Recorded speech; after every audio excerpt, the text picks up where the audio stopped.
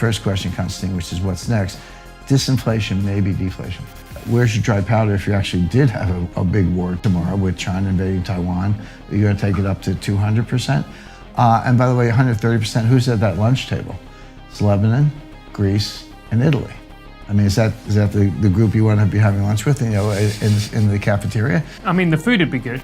So you're saying to diversify, which is obviously, you've said gold, you've said cash, particularly in the case of deflation, and you're saying stocks and options. Now, there's a lot of people who would look at things like Bitcoin and would look at digital currencies. Look at Jim's face.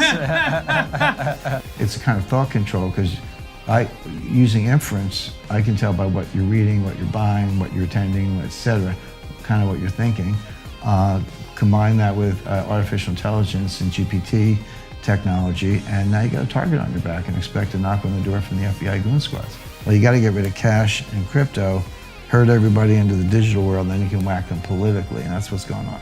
People are more obedient than I would have expected, and so if those two things are true, then you run the climate change playbook, and you get world control.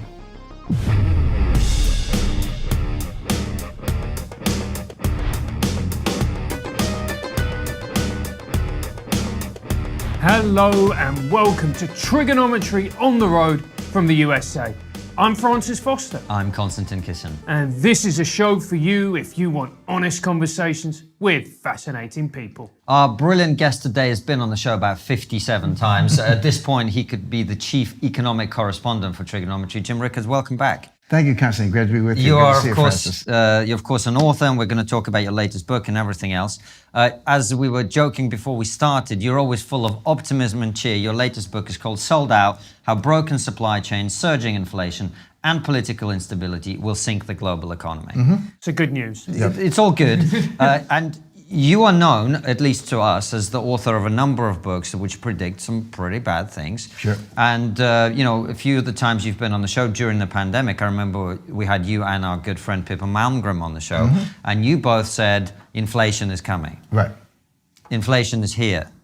What's coming now? Well, we're actually heading into something, disinflation definitionally, but maybe even deflation is the opposite, at least for the time being. Inflation is the end game. It has to be, because there's no way out from under the debt. But right now, and people are still worried about inflation. Prices are still going up. I put gas in my car just like everyone else, so I'm well aware of it, eggs, bacon, et cetera. But inflation has been coming down steadily since June of 2022. So about 7 months in a row, 8 months in a row. It peaked then. We all know what gas prices were doing and so forth. But the reason is kind of interesting, and it does go to the book and the supply chain disruption. Inflation, nominally, prices are going up. Okay, so that's inflation. But it can come from two sources that are opposite. One is from supply side shocks, supply chain disruption. That's what the book is about. We saw that in 1973 with the Arab oil embargo over the Arab-Israeli war at the time. The price of oil quadrupled, et cetera. That was a supply shock. The thing about supply side inflation is it's self-negating. It burns itself out. So, the old saying, and it's true, the cure for high oil prices is high oil prices. In other words, when things get too expensive because of supply disruption, people can't afford them, businesses close, you get layoffs, you go into recession, and prices come down pretty quickly after that. The other source of inflation is from the demand side, and this is a completely different dynamic. We saw this in the late 70s, where prices are going up, but people have some bargaining power, so unions are on strike, they're getting higher wages. I worked at Citibank in the late 70s, early 80s. They used to give us raises without asking. They just say, here's another $20,000, because they knew that the cost of living was going up, and we would all change jobs if they didn't pay us more. So, but that feeds on itself. So the supply side disruption tends to snuff itself out. The demand side inflation tends to feed on itself. It gets out of control. And then we saw what Paul Volcker did with interest rates in 1981, where he took them to 20%. He caused a recession in terms of tight monetary policy to snuff out the inflation. But otherwise, if you don't do that, that just runs away. Now, the inflation we saw in 2022, late 2021, 2022, it was real. It wasn't transitory the way Jay Powell said. The price of gasoline doubled, more than doubled, and all the other complaints you hear, the filling up your Ford F-150 pickup truck went from $70 to $140, which For a lot of people, that meant they couldn't eat or couldn't, go out. It was killing demand in, entertainment, shopping, retail, a lot of other things, which again tends to snuff it out.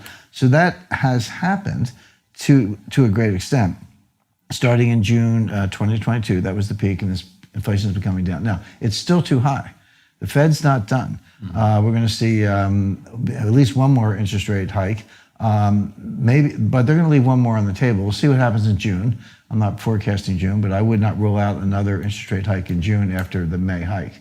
So, because Jay Powell's thinking, how many times do I have to say this? He's given 9 speeches since August 2022, August 26th at the Jackson Hole, then September FOMC meeting, November FOMC meeting, end of November, a speech at the Brookings Institution, December FOMC, congressional testimony, et cetera. And every time he said the same thing.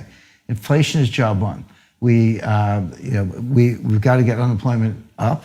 Believe it or not, we're going to have a recession and unemployment's going to go up. Sorry about that, but we've got to get inflation under control. And until we do, and what's under control mean? Well, it's 2%. That's their goal. Well, it's come down from 9 to 5. Nice job, but 5's still a far cry from 2, and it gets harder as you go along. And they're searching for what they call the terminal rate. So the terminal rate, no one knows what the number is. I don't know because Jay Powell doesn't know. But the terminal rate by definition is it's a rate that's high enough that it brings inflation down on its own without further rate hikes. Because so far they've been raising rates and inflation's been coming down. Okay, that makes sense. And they can keep raising rates and it'll come down more. But is there a level where we're there, now we can sit tight, the famous pause, and inflation will keep coming down? Now you don't know because it's not a controlled experiment. You can't do it twice. But they're getting close. So whether it's 5.25, 5.5 remains to be seen. But that's the terminal rate. But then Wall Street came up with this narrative. Oh yeah, as soon as they're done hiking rates, they're going to cut them. This is the famous pivot we've been hearing about for over a year at this point. No, as far as they're concerned, forget rate cuts in 2023. Maybe mid-2024, we'll get back to you on that. But there's one wild card in the deck, which is that's the Fed's plan. So I just gave you the Fed's game plan. It's not, you don't need a crystal ball. They tell you what they're going to do. All you have to do is listen, although a lot of people don't. Wall Street makes up their own version of that. But the idea of rate cuts following hitting the terminal rate is, well, rate cuts go down, so dividends look higher, so buy stocks. Wall Street is always buy stocks. That's always the punchline. But they might cut rates late in the year, not because it's their plan, not because they want to, but we could be in a very severe recession. And at which point, because the Fed's always late, they're always following the market. They never lead the market. If they've already raised it, let's say they may already be at the terminal rate, not know it. And so if they keep raising, which I expect they will, they may throw this economy into a very severe recession, at which point they may have to cut rates, not because it's in the playbook, but because unemployment goes up to 7%. And but that gets back to the first question, Constantine, which is what's next. Disinflation may be deflation. And you mentioned, however, that despite that, and obviously we'll talk about the short term, and remember, Jim, most of our audience are not financial experts, but so far what they've heard from you is it's a very unstable situation. Correct. It's going to go fluctuate wildly from one end to the other. Right. We're probably going to have a recession, and inflation is coming down now, but the interest rates are probably going to stay quite high. Correct. Right. So that's the consumer takeaway from what you've said. But the longer term thing, and this is a recurring theme of our discussions, you said right at the beginning of your answer, which is inflation is the only solution to the problems that we've built up. Sure. Which is we have these gigantic debts, both the US and the UK, that there's just no other way to pay off, particularly given the gridlock of our political system where we can't ever seem to cut spending because cutting spending, quote unquote, kills people. Right. Well, we actually had a pretty good track record of cutting spending for the first 220 years. Right. Alexander Hamilton invented the government bond market. And the debate at the time was the United States is formed, we have a constitution, George Washington is sworn in, but we had all these Revolutionary War debts where we issued all these IOUs to fight the Revolutionary War. And they couldn't be paid. So the question is, what do we do with the Revolutionary War debts? So the Congress naturally said, screw them. We're not paying that. That was a different country. We're now the United States of America. It's the American way. But Alexander Hamilton said, no, here's what you do. Borrow more money, pay off the debts, you'll have good credit, And when the new money comes due, you can borrow more and pay that off and just keep going. In other words, credit is more valuable than writing off a bunch of creditors at one time, because you ruin your credit. So he said, borrow more and establish your credit, and then just keep it going. And that was the creation of the government bond market, and it's been going strong for 230 years. But I studied this, and the pattern was very consistent. The United States would run up the debt to fight a war, every war. War of 1812, obviously the Civil War, or so Mexican-American War, Civil War, Spanish-American War, World War I, World War II. Every time we ran up the debt, we fought, we paid the war, paid for the war, won, and then after the war, we took the debt back down again. So it never went straight up. It's not a straight line from George Washington to Joe Biden. It's a sine wave, up and down and up and down. We did a very good job of paying off the debt in times of peace. So you'd have dry powder in effect, so you could run up the debt in wartime. And the classic... So it's a tool. It's a tool you use to deal with the challenges of the moment. But then the most important thing is you put the tool back in the box and you polish it and you get it ready for the next time. Sharpen it up, get it ready for the next time. And that's why there's so much confusion about John Maynard Keynes. I believe Keynes was maybe the best, or second or third best, after Irving Fisher maybe, economist of the 20th century. But Keynesianism is bankrupt. Neo-Keynesianism was really bastardized by Paul Samuelson at MIT after the war. World War II. Keynes died in, I think, 1946.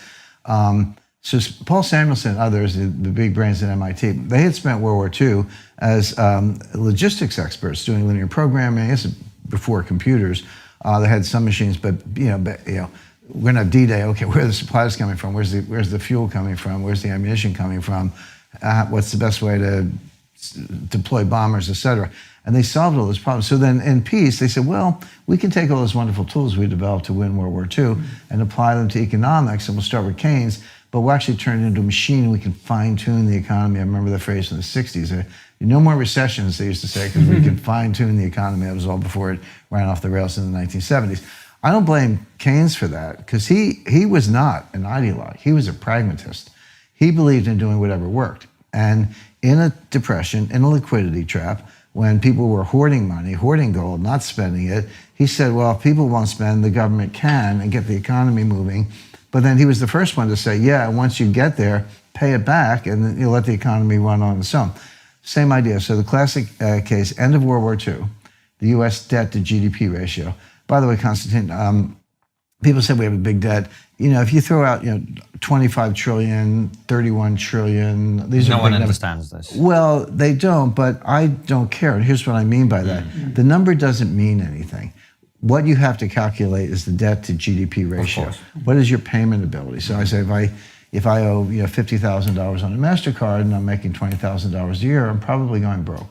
If I owe $50,000 and I'm making $500,000 a year, I can write a check. So in other words, the debt can only be considered dangerous or not in relation to the income. So you want to look at the debt to GDP ratio. In 1945, the U.S. debt to GDP ratio was 120%, all-time high.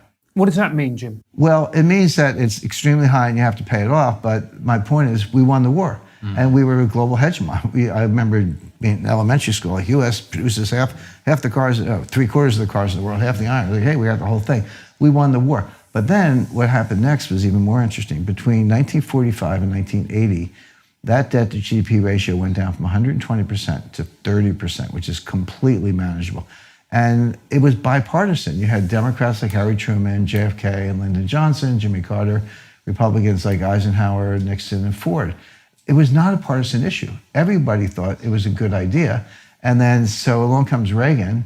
He's handed a debt to GDP ratio of 30%. Now, Reagan has this reputation as, the tight, tough fist, tight-fisted conservative. No, he ran it back up again to 50%. But we won the Cold War, and we won another war. In 1989, the Berlin Wall comes down. 1991, the dissolution of the Soviet Union. I know that was George H.W. Bush, but Reagan laid the groundwork with Star Wars and a lot else. So it's okay, ran it up again, but we won the Cold War, which I never thought would end. I thought next 50 years be talking about the Cold War.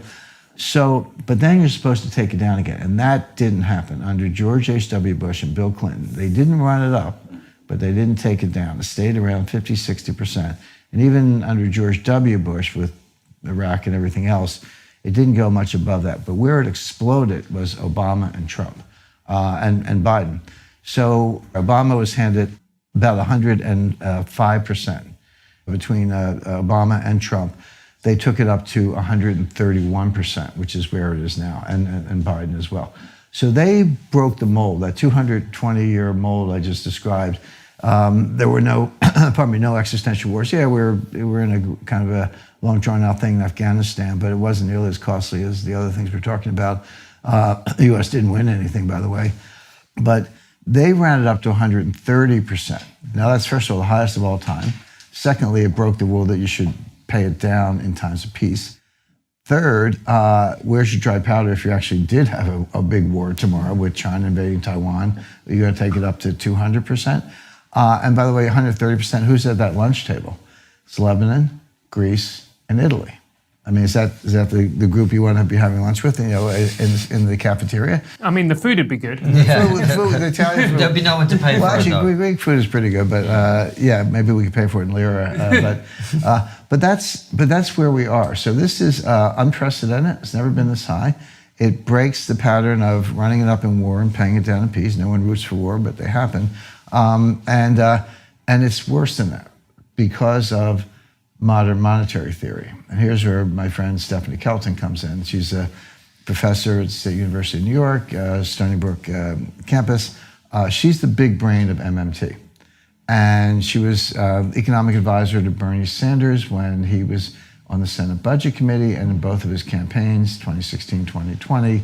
Again, her book, The Deficit Myth, I highly recommend it. I disagree with every word, but if you want to win the debate or you want to understand what's going on, you have to read her book. And I never put words in anyone's mouth. These are her words. She says, what's the problem? The Fed can print unlimited amounts of money, which is true. The Treasury can issue unlimited amounts of debt. Not quite true. You have to raise the debt ceiling, but it always has been raised, so that's never acted as a constraint. She says, it's right from her book, she said, the only reason we have a bond market is a favor to investors, to give them a place to put their money. We don't actually need to borrow any money. All you have to do, you want to buy 10 F-35 jets, give the Fed wire instructions to Lockheed, just wire them the money. What's this business of issuing debt and having underwriters and primary dealers, and Treasury gets the money, they deposit at the Fed, and they pay Lockheed. Just cut out all the middlemen. Just have the Fed wire the money directly to Lockheed. And we don't even need a tax system. We have it because we're trying to engineer income equality, but we don't actually need taxes or bonds because we can just print the money and send it wherever we want. What's the problem? Well, when you frame it that way, you actually start out agreeing with her. I mean, I'm a lawyer. I dealt with the Fed for decades. I was once physically threatened by a Fed official. He started to come across the table at me, but that was back in the day where they were a lot tougher than they are today. It's an Irish guy, very well known. But I did what he said. But the point is, the Fed actually can print unlimited amounts of money. That is the law. The Treasury can issue all the debt at once, subject to debt ceiling increases. That's the law. And you can send the wires. So why not? So this is one of these issues where I knew that it wasn't right. I knew this was really bad advice. I knew that modern monetary theory will fail. But I didn't immediately know how to rebut those points because she's right. So I said, well, the failure must lie elsewhere. It must be not that you can't print the money or you can't send the money to Lockheed. There must be something else. And here's where I arrived at. I was trying to crack the code on Bitcoin. That took 10 years also. People say, well, Bitcoin's not backed by anything, or the dollar's not backed by anything, or the euro's not backed by anything. And I say, yes, they are. They're all backed by the same thing, which is confidence. Right. If I think something's money and you think it's money and I tender it to you for goods and services and you think you're confident you can give it to Francis for goods and services and we have a large enough group, it's money. Right. It can be, we were kids, we did this with baseball cards and bottle caps, so anything can be money if there's confidence. But confidence is fragile. It's easily lost. And when you lose it, it's very, very difficult to regain. And I've had this debate. I've been in vaults in the Pentagon. We're doing a tabletop financial war game and like 10 people sitting around the table. Here's the Treasury and the CIA and the three-star general and a couple think tank people. And we're doing this. And I told the Pentagon, well, the group, but including the Treasury, this 7 or 8 years ago, because we were weaponizing the dollar against Iran. Don't get me started on Russia. Well, actually, I'll start myself on Russia. But the point is, I said, sanctions work to a point. You're weaponizing the dollar, but you're doing it too much, too frequently, and you're relying on it too much. And what's going to happen is you're going to drive people away from the dollar. You're going to drive people out of the dollar system because they're not going to take it anymore. I was, well, there's one guy who was sitting one place away from me. There was somebody in between us. He was a very senior Treasury official, specifically tasked with managing foreign exchange relationships with Asia, Japan and China, basically. But a senior guy. His name was actually David Dollar. He takes both hands, slams them on the table, goes, "The dollar is the global reserve currency. It always has been the global reserve currency, and it will always be the global reserve currency." And I said, "David, I feel like I'm in Whitehall in 1913 listening to John Bull say, sterling is the global reserve currency, and it always will be." And of course, it was dead by 1944. It started to die as early as November 1914, at the beginning of World War I. So I've warned them, I've explained it to them, but now we're at the point where that's actually happening. The kinds of things I described. So it's like you hit the punching bag, you hit it. At some point, the punching bag gets up and walks away. It's like, I'm not going to stand for this. And the key thing, there's always a snowflake that starts the avalanche, as I've described, was when we froze the reserves of the Central Bank of Russia.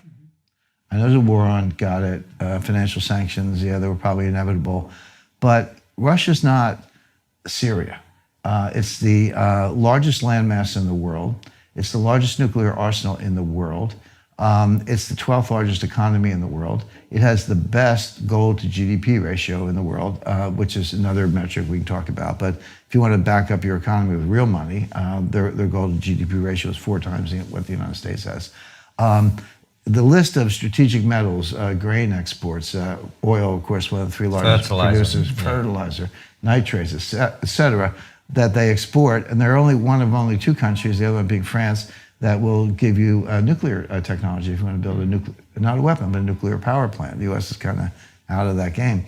So it's not some punk country. And they had over $150 billion in U.S. Treasury notes. They've been getting away from them. And Elvira Nabiullina, who's the head of the Central Bank of Russia, she's the only central bank in the world who knows her job. She very prudently has quadrupled the Russian gold reserves since 2009, so 14 years. She's taken it from 600 tons to close to 3,000 tons. They did it very transparently. They had dealers in London. They had standing orders. They said, we don't want to disrupt the market. By the way, don't try calling up and ordering 400 tons of gold. They'll just hang up the phone. But 10 tons a month, sometimes 30 tons a month. But for over 10 years, it added up to the position we're in today. And guess what? It's physical gold. It's in safe storage near Moscow. It's not digital. You can't freeze it. You can't seize it. But it's money good. But we confiscated or froze their U.S. Treasury securities because they are digital. There hasn't been a paper Treasury security since 1980. And the ledger is maintained by the Federal Reserve and the Treasury. By the way, keep that in mind if we talk about central bank digital currencies, because you're back to who runs the ledger. But for U.S. Treasury securities, that ledger is digital. It's run in the United States. People, we're in a debt ceiling debate right now. The Congress is debating raising the debt ceiling. And if you didn't do anything, X date, when the Treasury actually goes broke, and we default on the debt. And everyone's all spun up about this. The U.S. defaults on its debt all the time. And people don't seem to notice. If you're Russia and you buy Treasury notes and bills in good faith, and they're supposed to pay as agreed at maturity, and all of a sudden the issuer says, sorry, I'm not paying you. If that's not a default, I don't know what is. Maybe it's selective. Maybe I'm just picking on you and not the whole market. But that's the default. 1933, when Roosevelt devalued the dollar by 75% and took gold from $20 an ounce to $35 an ounce, confiscated all the gold, and so paper money was no longer redeemable into gold. That's a default. That's a default because Treasury securities at the time used to have a gold equivalent, and FDR just tore it up. And then 1977 to 1981, inflation was 50%. All my Austrian libertarian friends, they go, well, since 1913, the dollar has lost 95% of its purchasing power, which is true, but so what? I mean, incomes are higher. But there was a 5-year period, not 100 years, where the dollar lost 50% of its purchasing power, which meant if you held a bond, the real value of your bond was cut in half. That's a default. See, there's just lots of different ways to default. And the U.S. does it all the time. Getting back to your other question, Constantine, about inflation being the real end game. So anyway, so we pushed Russia, and by the way, Russia's held up very well. Their economy is going to outperform the United States in 2023, according to the IMF and others, World Bank. The ruble is strong. It was for a long time stronger than it was before the war. And so they're feeling the pain. I'm not saying there's no pain at all, but they're getting through it brilliantly, and they're going to outperform the U.S. this year. But the rest of the world took notice. So let's say you're China, or Saudi Arabia, or Turkey, or Brazil, or and then these are major countries. They're saying, hey, the U.S. just froze the reserves of the Central Bank of Russia. What if Janet Yellen gets out of the wrong side of the bed and frightening thought, but says they don't like me, they don't like my policy, they don't like what I'm doing in Taiwan or the Kurds or women's rights, whatever, pick a topic. They could do that to me.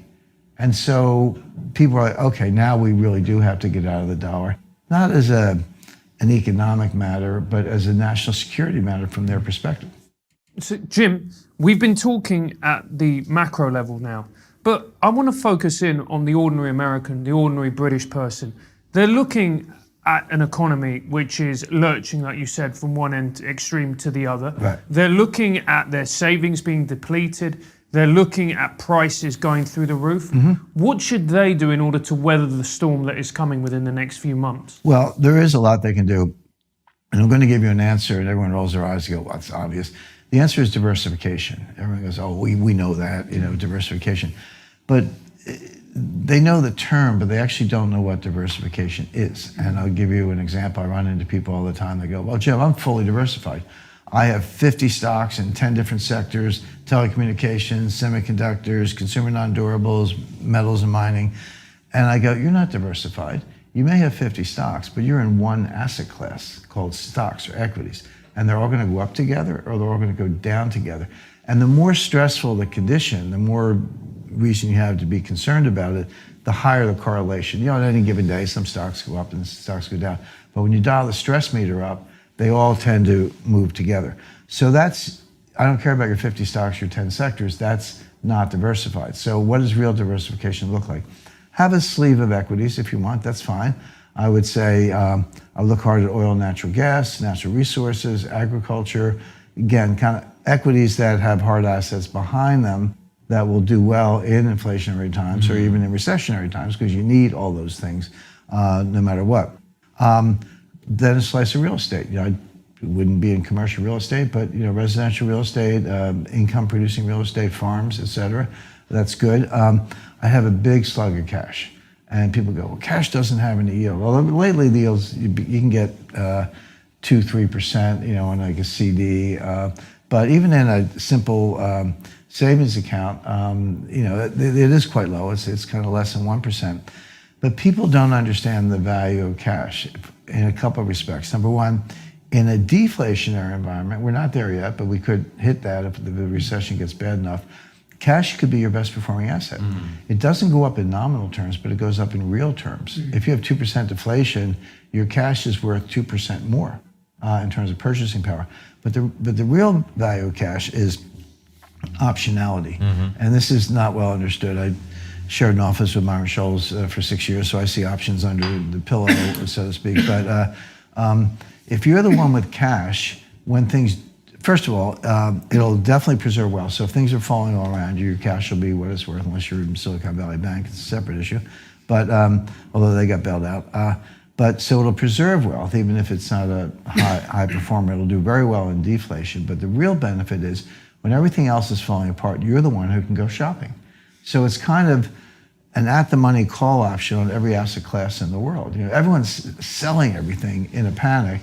You can bide your time, watch it go down, look for a bottom, and then say, okay, now I'll buy these things down 30% or 40% or 50% from where they were. Some alternatives. I have a number of investments in private equity and venture type situations, and they're risky and they're not liquid, but some of them will do very well. Some of them have done well, so that's nice. And then a slice of gold, and I recommend 10%. Because people, they put words in your mouth. They go, Jim Rickards says, sell everything and buy gold. I've never said that. Not a good strategy. But 10%, yeah. First of all, there's your inflation hedge. But also, it's a money hedge, meaning if, going back to what we said earlier about confidence, I've said all along that Russia, China, Iran, I don't care who they are, they can't destroy the US dollar, but the US can. We are our own worst enemy. Janet Yellen is the greatest enemy of the dollar because of the way she's throwing sanctions around. She may destroy confidence.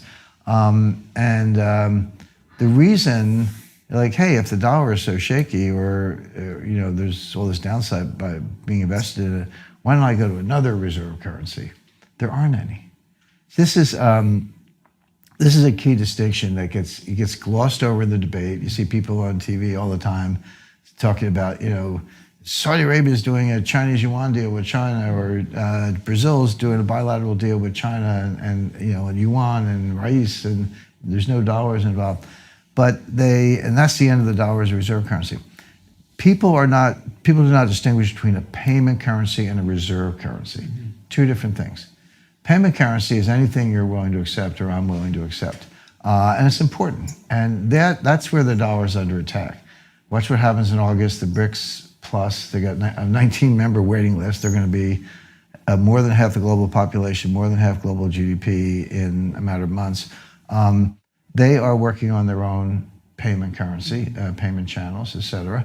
They haven't announced what it is yet, but they're working on it. All these other countries I mentioned doing bilateral deals. Shanghai Cooperation Organization is working on an alternate currency. But all those deals are payment currencies. And again, you can use baseball cards if everybody's in on the deal. Reserve currency is different because there actually are no reserve currencies. People's Bank of China doesn't have pallets of $100 bills in the basement. It's a reserve is a security denominated in a currency. So people say 60% of global reserves are in dollars. They're in U.S. Treasury securities denominated in dollars. The key to the reserve currency is the security, not the dollar, although it is denominated in dollars. But just holding on there a second, Jim. So you're saying to diversify, which is obviously, you've said gold, you've said cash, particularly in the case of deflation, and you're saying stocks and options. Now, there's a lot of people who would look at things like Bitcoin and would look at digital currencies. Look at Jim's face. Now, I know you're a big Bitcoin guy, Jim. You're a huge fan. Huge fan of. Could you please explain to people why, particularly this applies to younger men who see these types of cryptocurrencies as a shortcut to wealth and to generate money for themselves? Right. Why this might not be a good idea? Well, sure. I've been dragged into a whole bunch of gold versus Bitcoin debates. And to me, it's like, fish versus bicycles. They're two separate things. Yeah.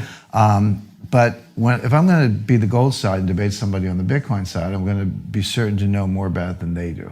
Mm-hmm. I don't want any surprises. So I've actually studied Bitcoin from the beginning. I read Satoshi Nakamoto's paper less than a year after it came out. I've studied it very closely ever since. Mm-hmm. And I guess, spent 10 years working on the problem. There is no there. So, but I see the price action. I know people who bought Bitcoin at $2 and sold out at 20,000 and paid their taxes like good citizens and walked away with $20 million. Those stories are real. There are also suicides from people who bought Bitcoin at $70,000 and it went to 15 and they'd hawk their inventory and they're out of business and committed suicide. So that's the other side of the trade. But yeah, the profit-making stories are real. We can all look at the price action. It was $68,000 in November 2021. That was a real number. I talked to Mark Saylor. He had made about $6 billion at that point. I think he was underwater briefly. He's back up to $1 billion. He lost $5 billion when it went down to 13,000. That's rallied recently. I get all that, but I'm like, what is it and why? So I've come up with two explanations. And actually, if I work on an issue for 10 years or so and I solve it, I move on. I'm like, okay, I don't have to think about it anymore because I solved the problem. So here's the thing on Bitcoin. The best way to understand it, if I go into the Wynn Hotel in Las Vegas, I put $5,000 down the roulette table, the croupier gives me a big stack of chips, and I gamble. And I could make money or I could lose money. I know the odds and all that. I'm working on a roulette system, so does everybody. But you can make or lose money. But let's say you make money, okay? You can't take those chips and walk out on the boulevard and buy dinner. You have to go to the cashier and change them for dollars, and then you can take your dollars and treat your friends to dinner, whatever you want. In other words, there's a portal between crypto world and the main banking world, or the dollar world, or euros, or anything else, that you have to go through in order to find any utility in the sense of money. So I've thought of it as a casino chip where the crypto world, and Bitcoin, I know Ether and Ripple and all these other ones, they're the casino. You can go in, put your dollars up, get your chips, gamble, make money or lose money, but you can't go anywhere else. You can't do anything else. You're just in the casino. And if you want to get out of the casino and be back in the real world, you got to go to the cashier. Now, interesting footnote on that, on March 10th, this is funny, the FDIC shut down Silicon Valley Bank. And not to get too far afield, but when they did it, they followed the Brisbane, Australia, November 2014 bail-in rules. Remember, after 2008, what happened in 2008? The Fed bailed out everybody. So Jamie Dimon kept his job. All these guys kept their jobs. They got their bonuses. They didn't lose anything. The stock market went down, but it came back. Nobody was held accountable. Nobody went to jail. They all made more money than ever. They kept their bonuses, and the taxpayers, your everyday American or everyday a British subject is sitting there saying, "Wait a second, I financed this, and you guys got rich, and I didn't get anything except my retirement account sort of blew up." So the elites were aware of that. They said, we can't let that happen again. There will be other financial panics. So in Brisbane, the G20 came up with the bail-in plan. They said, okay, we're not going to do it with taxpayer money. We can't. The people won't tolerate it. So when an institution fails, here's what happens. Equity gets wiped out. Think I need bankruptcy. Equity gets wiped out. Bondholders get wiped out to the extent there's a hole in the balance sheet. You might get 20 cents on the dollar or whatever. And then we're going to turn to depositors. And if you have an insurance scheme, we're going to pay the insurance, $250,000 in the US, I believe it's 100,000 euros in the EU. UK has something similar. We're going to pay that, but that's it. And then we're going to whack the depositors, and they're going to suffer. And not until every creditor, depositor, whatever has been hit, will we even think about using taxpayer money. So that's the bail-in. You as a depositor are bailed into saving the institution as opposed to a government bailout. Well, there were no major failures between 2014 and 2023.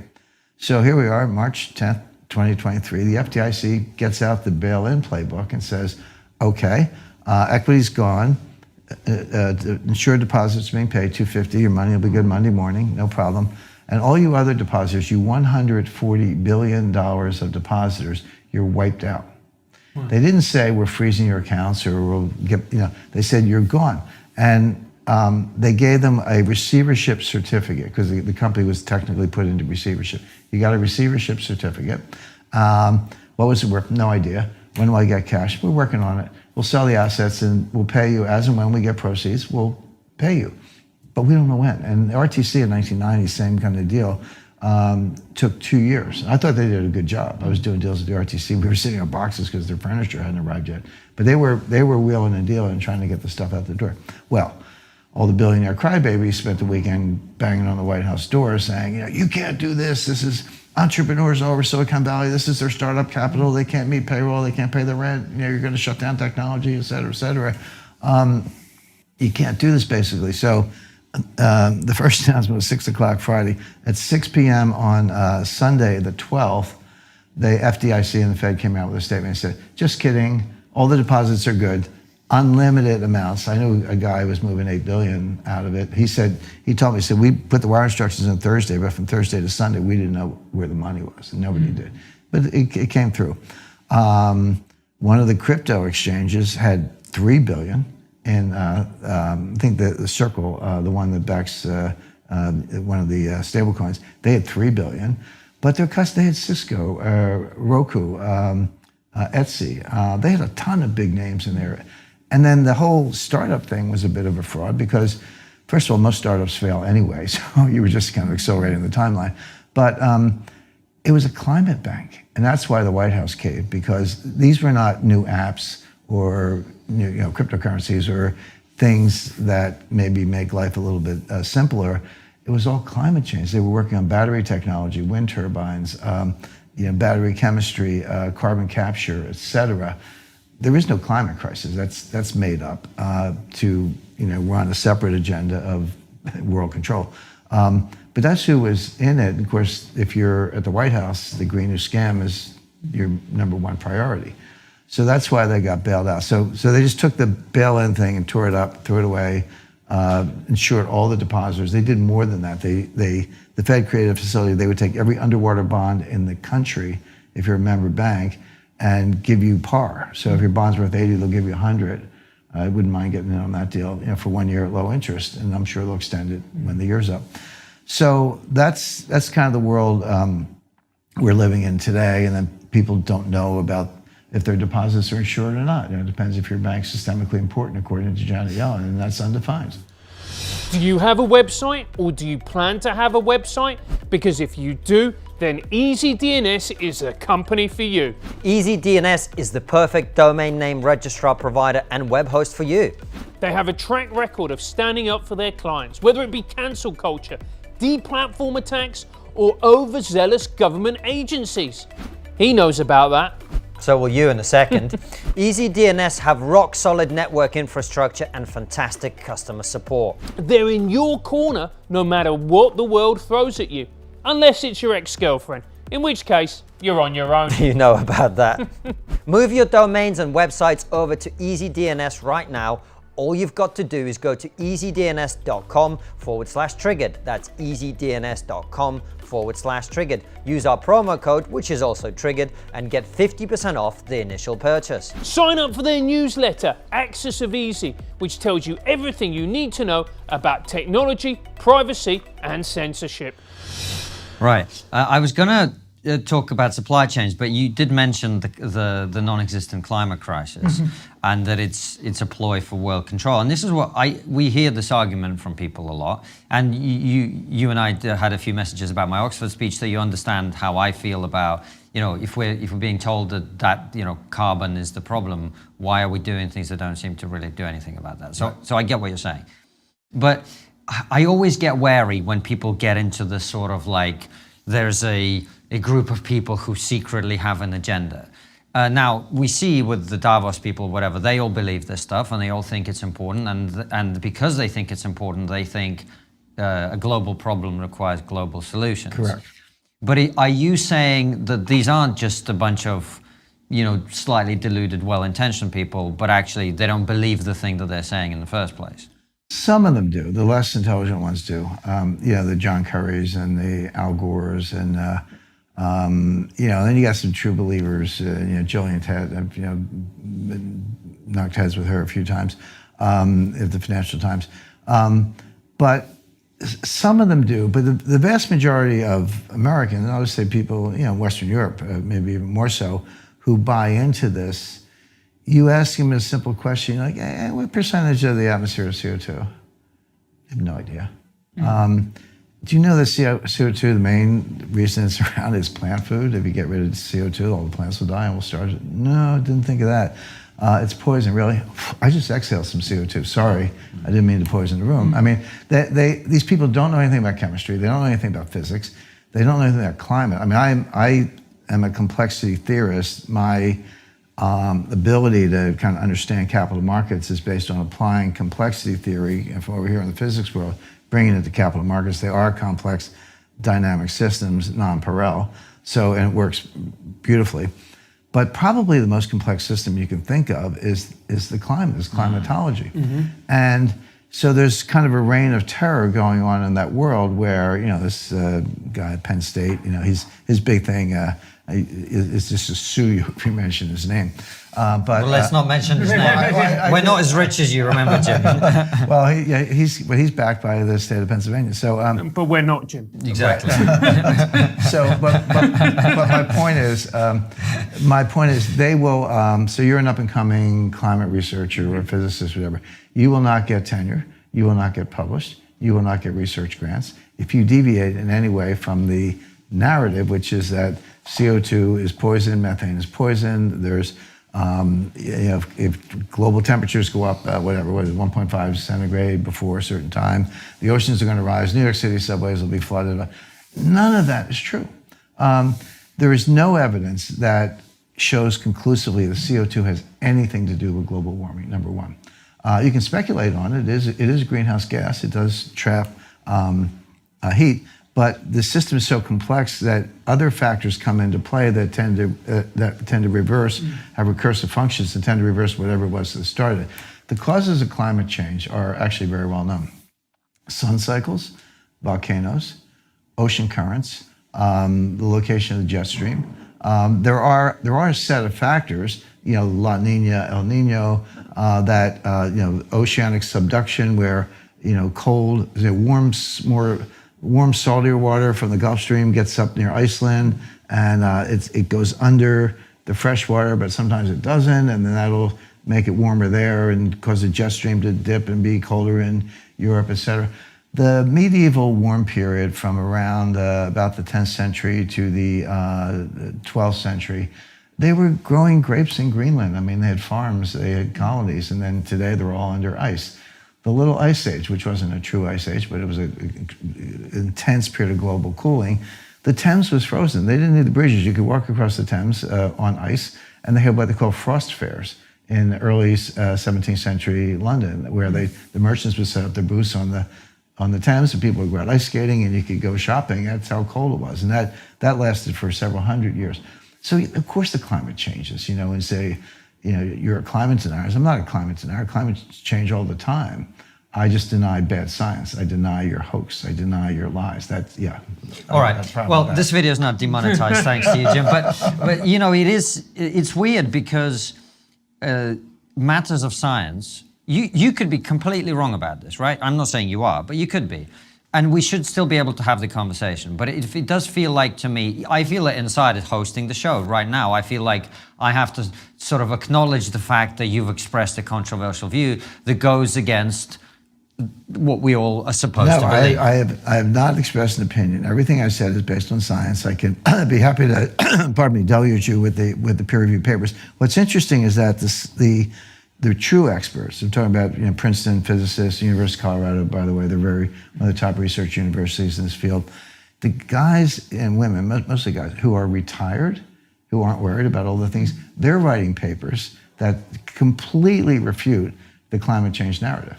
I should call it the global warming CO2 narrative, because anyone who knows anything knows that climate's changed. I lived 10 years on Long Island. Let's not spend too long on this, because sure. I just wanted to point that out. But the thing I really wanted to talk about as well, James, is one of the things that defined the politics of the last 8 to 9 years, I would argue, is globalization and the impact that process had on particular subsets of our population. Correct. The Brexit and Trump votes had a lot to do with that. Yes. And part of the way that impacted politics was that, this is the argument, I don't know whether you agree with it, but people would argue globalization was a net good in terms of making everybody richer around the world. However, you don't agree with this part. Well, let me get the rest of the argument out. Yeah. However, it had a very bad impact on certain groups of the population in certain countries. In the West, that meant that basically lower skilled people lost their jobs, and manufacturing jobs in particular. And around the world, it meant people working in terrible conditions and blah, blah, blah. And that's not necessarily, may still have been an improvement on what they were doing before, but nonetheless. That's right. Yeah. Now, what we saw as a result of COVID and other things to do with the pandemic, and now the war in Ukraine, the world is going through a process of deglobalization. Correct. And this is what you call broken supply chains. That's basically what that means, right? Yeah, broken supply chains are part of it, and that's going to continue. And we are deglobalizing or decoupling is another word, but it's the same thing. We're busting up globalization. So my question to you is, does that not mean that we're all going to, well, except for the super rich, you're always going to get richer, it seems like, we're all going to get poorer now? Well, when going back to what you said a couple minutes ago, Constantine, where whether there were winners or losers, et cetera, and of course there were, we're all better off. That's true on average. Averages hide more than they reveal. You have to get behind the average and look at the degree distribution. So, so the old joke, I hate to use cliches, but I'll use one now, 20 guys are in a bar and Bill Gates walks in, and on average, everyone's a billionaire. Right. Well, you're actually the same guy you were before he walked in the bar. So you can't, well, you can do whatever you want, but to me, it's not meaningful to talk about higher average income, higher per capita income without looking at the degree distribution, the Gini coefficient, the income inequality. That's where it matters. Because I spent a lot of time in China. The sliver of the population who are multi-billionaires brings up the average. But so, people left the farm, they went to the city. It's still rough, but it's better than where they were, and they are better off. I don't dispute that. But you can't look at the average numbers or the global numbers without understanding the fact that people are a little bit better off, some of them. But the income inequality is extreme, and it's also extreme. The U.S. Gini coefficient is a measure of income inequality, so a higher number means you're more unequal. The U.S. just passed Mexico. I mean, Mexico is always, for Americans at least, you got oligarchs in Mexico. Well, we got them here, and we got plenty of them. So first of all, real incomes of Americans have been declining for 30 years for working class Americans. Now, the super rich, they're off the charts. So the averages still look bad, by the way, but they don't look as bad as the everyday American who has been in a losing race for 30 years. But yes, a small sliver, they're much better off. And they're the ones with the biggest interest in keeping the game going. But I also disagree, Constantine, when you said, talk about secret cabal, and you didn't quite put it that way, but that was sort of, aren't we into conspiracy theory land? It's not a secret. I can name them all. It's Christine Lagarde and Janet Yellen and Tim Geithner and Mark Carney, probably the number one villain in the whole thing. Tim Cook, Jeff Bezos, the heads of the major tech companies, Mark Zuckerberg, the Davos crowd, but more than that, and they totally get it. These are smart people in addition to being immensely powerful, but they want this because. Sorry, Jim. What do they want? Well, what they want, and I talk about this in my book, The Road to Ruin, 2016 book, The Road to Ruin. I explain this in great detail. Problem with being 10 years ahead of your time is that when it comes true, everyone forgot you said it. But pick up that book and you'll get the blueprint. Look, what they want in a nutshell is world government, world money, and world taxation with a small group in control. That's what they want. The question is, how do you get there? The answer is, and Karl Popper explained this 70, 80 years ago, and George Soros adopted it. It's called piecemeal social engineering. It's like slicing a salami. Don't take the whole thing at once. Just slice.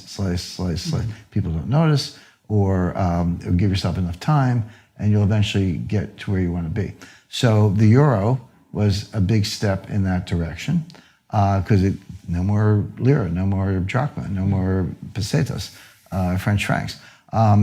And now, NAFTA was a big step in that direction. No more borders. So they want to eliminate borders. They want to eliminate different kinds of money. The central bank digital currencies, even if you do it, this is CBDC, euro. It's not a cryptocurrency, by the way. The message traffic is encrypted. It is digital, but it's not a cryptocurrency because there's a single ledger controlled by the government, and they can see what you're doing. This is the ultimate social control tool. Where are they traveling? How are they traveling? What are they eating? What are they consuming on the platform? So, individual carbon footprint tracker. Stay tuned. We don't have it operational yet, but this is something that we're working on. So right now, I'm in an airport. When I candy bar, I go to a retail place, I buy a candy bar, I use a credit card. The merchant, how does he get paid? Well, he sells that receivable to somebody called a merchant acquirer. These are factoring businesses that buy up hundreds of millions of dollars of receivables. So the merchant gets paid. Then the merchant acquirer delivers it to MasterCard or Visa. He gets paid, MasterCard, Visa, distributes it to the issuing banks. They get paid, the bank sends me a bill, and I pay the bank. Okay, why do we need 5 intermediaries and 3% discount, 3% of fees for me to buy a candy bar? So the central bank digital currency, where you have a single ledger, QR code on your smartphone, no intermediaries. It's better, faster, cheaper. And that's true. That's actually true. They always sell stuff by giving you the benefits. They never tell you the other side. The other side is, now I'm in a bookstore. I buy the new book by Ron DeSantis, Well, right now that's between me and MasterCard. You need, under the Fourth Amendment, you need a subpoena and a warrant to get that information from MasterCard. And if you're not a wrongdoer, they shouldn't be able to get it. But with a central bank digital currency, the government knows it. They know I bought a book by Ron DeSantis. They know I gave a contribution to Elise Stefanik, who's the number 3 Republican in the House. They know I traveled to Florida, red state, whatever. And then you combine what I just said, that ledger, with artificial intelligence, with the GPT, generative pre-trained transformer technology. You got a target on your back. With that information, which the government will now have firsthand, they're not stealing it, you're giving it to them by using their central bank digital currency, combined with GPT, artificial intelligence technology, they can develop a profile of you and go back to Joe Biden's speech in Independence Hall in September 2022, just ahead of the midterm elections, art directed by Leni Riefenstahl. Might as well have been, right? Everything that they use, that she invented at the Nuremberg rallies, putting the leader up on a pedestal. She was the one who dug trenches to put the cameras in the trenches so you'd be looking up even higher at the leader, the vertical lights, the blood red backdrop. Everything about that, the art direction of that speech was right out of Nuremberg. And, she was a great art director and more. But what did Biden say? He said half the country are enemies of the people. He said, not all you Republicans, but you MAGA Republicans, well, that's the majority of the Republican Party, are enemies of the people. So now you got Biden telling you you're an enemy of the state. You got the government knowing, actually, it's a kind of thought control, because using inference, I can tell by what you're reading, what you're buying, what you're attending, et cetera, kind of what you're thinking. Combine that with artificial intelligence and GPT technology, and now you got a target on your back and expect to knock on the door from the FBI goon squads. So that's I'm off to buy a copy of White Fragility just to balance things up. That's where we're going with this. Yeah, but so look, so that being the case, but let's look at it in practical terms. So you've got the dollar, which is pretty much a digital currency, and so is the sterling, as where we are now. Correct. So that's a digital currency. We've got a CBDC. What is the difference? Is the CBDC, is that going to be a new currency, or is that just going to be the dollar? And if it is the dollar, how are they going to transition from everybody using this system to everybody using CBDC? Well, the transition is already underway. There's a new... That's comforting, Jim. Thank you. Oh, sorry.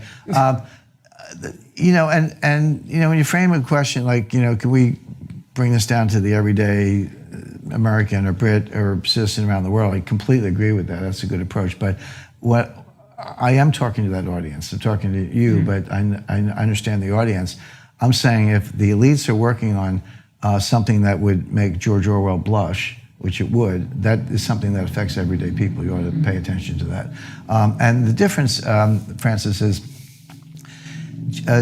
central bank digital currency is not a new currency. It's still a dollar, still a euro, still a yuan or whatever. It's a new payment channel. But here are the differences. Number one, here's the biggest one. The government controls the ledger, not MasterCard, not Visa. The government controls the ledger. And right now, see, MasterCard has product codes. And so, there's probably books get thrown in with retail or, consumer durables. They're kind of broad categories. They do sort them that way, and they give you your year-on statement and all that. But interestingly, MasterCard recently came up with a separate code for guns and ammunition. Now, it used to be sporting goods. You wouldn't necessarily know if I bought a fly rod or a AR-15. But now you will, because they break it out. And I was at the government's behest. And that's the beginning. But you'll see that in extreme form with central bank digital currency. Now, So they're going to know what you're buying. Correct. But from that, with artificial intelligence, they can know what you're thinking, and that's really my point. Combine that with these other developments that are taking place. But the Fed is rolling out a system called Fed Now. It's going into kind of testing in a few months. Actually, I think this summer. They've announced this, and this is the interbank version. So it's not going to be on my smartphone, or it's not going to be at retail yet. But they want to make sure it all works between the banks, the interbank payment system, and then they'll kind of roll it up. But they also got to get rid of cash, because you say, all right, I don't like this system. I don't want them knowing what books I'm buying, whatever. I'm going to use cash. Well, you got to get rid of cash. You're seeing that already. How many places have you seen no cash accepted? So they'll do that. And then the other thing they got to whack is Bitcoin. Now, I'm not a Bitcoin fan, but it is what it is. If people want to, knock yourself out. But that's not good enough for the government. So going back to our banking crisis discussion, on the same night, Sunday, March 12th, when they said all the deposits are protected, they also whacked Signature Bank. They took out a bank called Signature Bank. And Barney Frank was on the board of directors, as in Dodd-Frank, so that didn't do him a lot of good. But Frank said, and he was correct, he said, if you had just let us go until Monday, when the Fed announced Sunday night that they would buy all the underwater bonds at par, we would have been fine. Why did you take us out? Why were we any different than any other medium-sized bank, which were all in the same condition? The answer is they had a portal, going back to my casino metaphor, to the crypto world called Signet. And they were very active in converting cryptocurrencies into mainstream banking. They were a regular bank, member bank, FDIC insured, but they had this portal between the banking world and the crypto world, and that's what they wanted to kill. And that's why they took out Signature Bank and didn't give them one day's grace to survive. So they got to whack Bitcoin, they got to whack cash. And I always say, if you want to slaughter cattle, you got to herd them into the slaughterhouse, get them in a pen and get them in a chute. Well, you got to get rid of cash and crypto, herd everybody into the digital world, and then you can whack them politically, and that's what's going on. Okay, Jim, we've got to wrap up, but before we do our final question and our locals question, there is an obvious question here, which is, if you're an ordinary person listening to this, and you haven't jumped out of a window yet, what do you do about it? Well, a couple of things, and this gets back, I guess I digressed a little bit when I said have gold in your portfolio, and going back further to the reserve currency thing. There is no alternative to the dollar as a reserve currency in terms of bond markets. There's no bond market with all, derivatives and futures and options and settlement and clearance and rule of law and all that stuff, but there is an alternative called gold. So gold will be where countries go, and it should be where investors go, follow the money, as they say. And central banks have been net buyers for the last 13 years. So they're about the best informed players you can imagine. So I'd have some gold for that reason, not because it's shiny and pretty, but because central banks are huge net buyers, and it is the alternative to the dollar. There's no other currency that comes close, but gold does. So that's a reason to have some gold in your portfolio. And also this loss of confidence in the dollar that we've been talking about, independent of what other countries are doing, it'll preserve wealth. It'll be fine the next day. If there's some kind of panic or collapse or revulsion against the dollar, that's how currencies die, your gold will hold up just fine. And before we go, do you think they use the pandemic to get rid of cash? They use the pandemic for a lot of things, and we'll need another hour on that. Maybe you can invite me back. We'll do that. In due course. But the pandemic was a dry run for the climate change panic that they're trying to promote. So my biggest shock at the pandemic, when they say masks don't work, the research is clear. By the way, these are not opinions. I'm happy to give anybody 50 peer-reviewed academic papers that back this up. Masks don't work. Lockdowns don't work. The guy who won the Presidential Medal of Freedom for eradicating smallpox wrote a paper in 2006. D.A. Henderson, greatest virologist in history, said lockdowns don't work. But of course that was ignored by Anthony Fauci because he had to cover up his own crimes in Wuhan. So there's a lot of truth bombs being dropped in this episode. We know all this. Yeah, okay. I'm just messing. But my point is, it was a really good job. You know what shocked me the most? Not that the government would lie, not that they would use fear, but that people would go along with it. Yeah, that's what shocked me. I was the same. That's what shocked me. So you're wearing a mask. A cop had to basically accost me to get me to put a mask on, and then as soon as he was gone, I would pull it down under my chin. I never wore a mask. Best treatment for COVID was get outside, get some sunshine, fresh air, maybe a little vitamin C, exercise, lose a few pounds. That was the right therapy, and we did the opposite. Put a mask on, stay inside. So as a dry run, it worked. Fear works, and people are more obedient than I would have expected. And so if those two things are true, then you run the climate change playbook, and you get world control. Well, I mean, the fact that people responded the way they did was absolutely terrifying. Yeah. And that's what I always say to people, people who complained about the COVID authoritarianism. They're like, oh yeah, the government went all tyrannical and it wasn't democratic. I was like, no, the government was looking at the people losing their shit and giving them what they wanted. Right. Now, in fairness to the people, they were terrified into it by the government and the media. Yeah. Right. But you put all that together and the people willingly give away their freedom. Correct. And that is terrifying. Yep. And on that happy note, Jim, as always, thank you for coming on the show. Obviously, we recommend everybody check out Sold Out among your many other books. And we always end with the same question. Which is, what's the one thing we're not talking about as a society that we really should be? We can actually look, everyone's like AI is the end and ChatGPT is the end of the search engine, which it is. That's why Google is in such a panic and they're rolling out their AI. But we can look beyond AI to the end of AI. AI is the end of the search engine. We can look beyond that to AI. And the reason I promise to be brief, we're coming out the end of a 2,300-year-old tunnel. Plato was a transitional figure between the Homeric society. Homer never wrote a word. It was all, he composed it orally, it was recited orally, that's how people learned it. It wasn't a poem in their minds, it was the encyclopedia of Greek behavior. Plato started writing things down using the phonetic alphabet, which was brand new at the time.